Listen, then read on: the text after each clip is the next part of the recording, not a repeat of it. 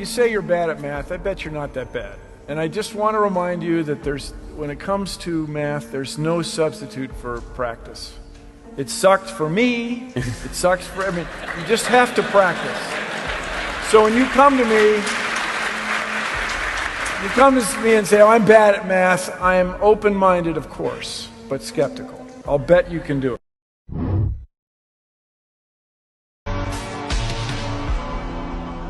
So I'm handed the calculus book, and I open the page in the front cover, and there are these equations. And they're using squiggly lines I had never seen before. Half the Greek alphabet is in there. I said, I don't know what this is.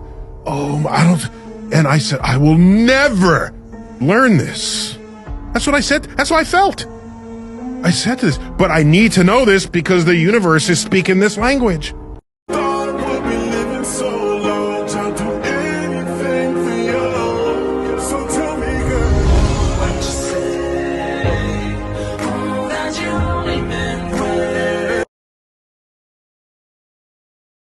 You have to make mistakes to learn, but our schools punish you for making mistakes.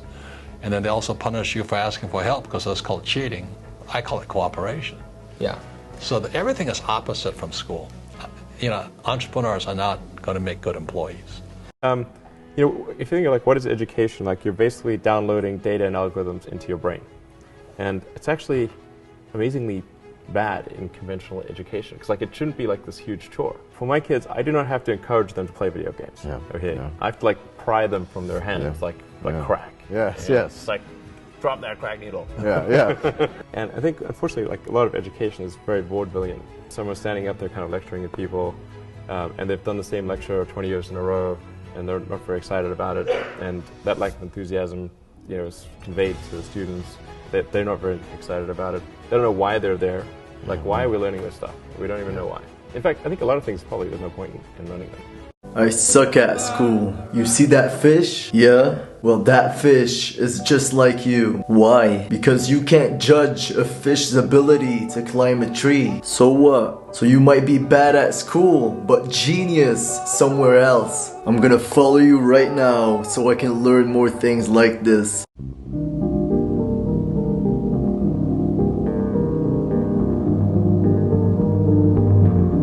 Maybe for you there's a tomorrow.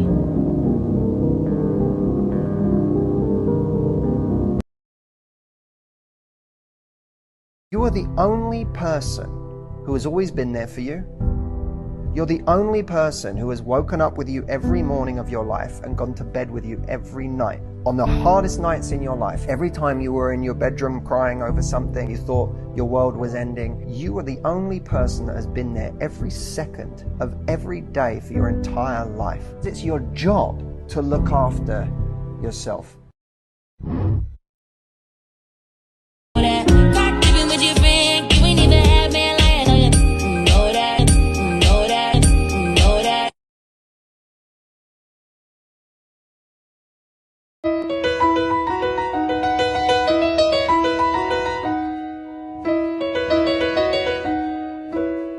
Making my way downtown, walking fast, faces pass and I'm homebound. Staring blankly ahead, just making my way through the crowd. I love to hold you close tonight and always. I love to wake up next to you. So we'll piss off the neighbors in the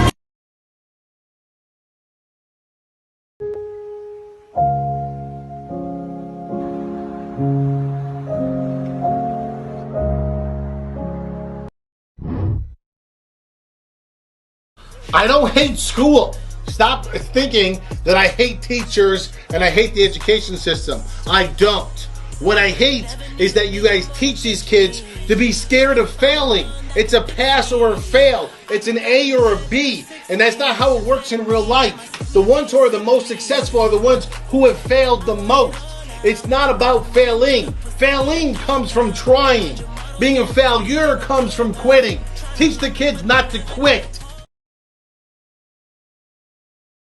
kind of grades did you get in high school, and what do you do for work today? I dropped out at 16 with no qualifications, built several multi-million-dollar businesses, but most importantly, I now have the freedom and time to spend with my family. Life is school. Not getting the promotion you want at work, that's school. Get it, figure it out. Someone in your family is sick. That's school. That's like, life is the greatest teacher there is. You just have to be willing to learn and recognizing that your pain and your suffering is the thing that the universe is poking at. So you recognize that's where you're ignorant. What has someone said to you that will stick with you forever? So my dad taught me the importance of confidence. He said if you have 2 cups of water and you're scared about spilling, you'll end up pouring slowly, and eventually water will start tracking along the cup and you'll end up spilling anyways. But if you approached it with more confidence and you just went for it, you end up spilling less. And that's how you should live life. Sure. So how would you educate your 5 boys? Actually, I created a little school. Yeah. What kind of school? Could you describe to us? Sure. It's small. It's only got 14 kids now, and it'll have 20 kids in September. It's called Ad Astra, which means to the stars. That's maybe a bit different from most other schools, is that there aren't any grades. There's no like not grade 1, grade 2, grade 3 type of thing. I'm making all the children go in the same grade at the same time, like an assembly line. You know, because some people love English or languages, some people love math, some people love music. So it makes more sense to cater the education to match their aptitudes and abilities. So I think that's one principle. Another is that it's important to teach problem solving, or teach to the problem, not to the tools. Let's say you're trying to teach people about how engines work, or the more traditional approach would be to say, well, we're going to teach you all about screwdrivers and wrenches, and you're going to have a course on screwdrivers, a course on wrenches, and all these things. And this is a very difficult way to do it. A much better way would be like, here's the engine, now let's take it apart. How are we going to take it apart? Oh, you need a screwdriver. That's what the screwdriver is for. You need a wrench. That's what the wrench is for. And then a very important thing happens, which is that the relevance of the tools becomes apparent. So all your 5 boys are in that school? Yes. Until when? This is from I don't know. preschool So far to... it's only 1-year-old. They like it. They like it? Yeah. And you want to keep them away from regular schools? No, I just didn't see that the regular schools, they weren't doing the things that I thought should be done. Like, those 2 principles, they weren't adhering to those principles. So I thought, well, let's see what we can do. Maybe creating a school. I actually hired a teacher from the school they were at, who also agreed with me that there was a better way to do it. Have they surprised you in a way of their innovative thinking? Yeah, it seems to be going pretty well. The kids really love going to school. I think that's a good sign. I hated going to school when I was a kid. It was torture. So the fact that they actually think vacations are too long, like they want to go back to school. Wow. Yeah, exactly. That's weird. I know. Get up and teach them instead of handing them a freaking packet, yo. There's kids in here who don't learn like that. Bye. They need to learn face to face. You're just getting mad because I'm pointing out the obvious, and you're wasting my time. No, I'm not wasting your time.